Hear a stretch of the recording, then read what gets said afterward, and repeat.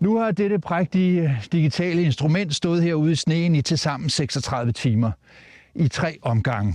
Og det er jo ikke fordi, det sådan har været hård frost. Det har været lige omkring frysepunktet, og så har det været nede sådan i mild frost omkring 10-12 graders frost. Og nu skal den så graves fri. Jeg har taget en skovl med for det tilfældes skyld, at jeg ikke lige kunne finde den, men det kan jeg godt. Og her er den så, og tanken er jo, at hvis den stadigvæk virker, så skal den med på fangst. Der er lidt is her og noget sne oppe i okularerne og sådan noget. Den letteste måde at få den slags væk på, ja, det er jo simpelthen ved bare at dumpe det i lidt lunken vand.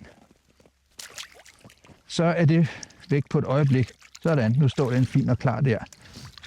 Og så bliver det spændende at se, om vi kan få liv i sådan et prægtigt instrument her. Sådan, instrumentet virker fuldstændig som det skal. Der er noget, der står lidt uskarpt. Det er nok min skyld. Og ved samme lejlighed kan I hilse på Jens Søndergaard. Han står og fotograferer her. Han er også uskarp, men det er fordi, han er for tæt på.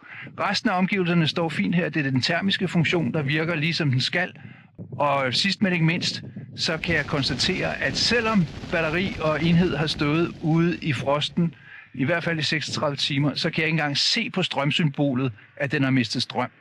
Udstyret er godkendt, og det er den her kikkert, jeg tager med, når jeg skal på fangst.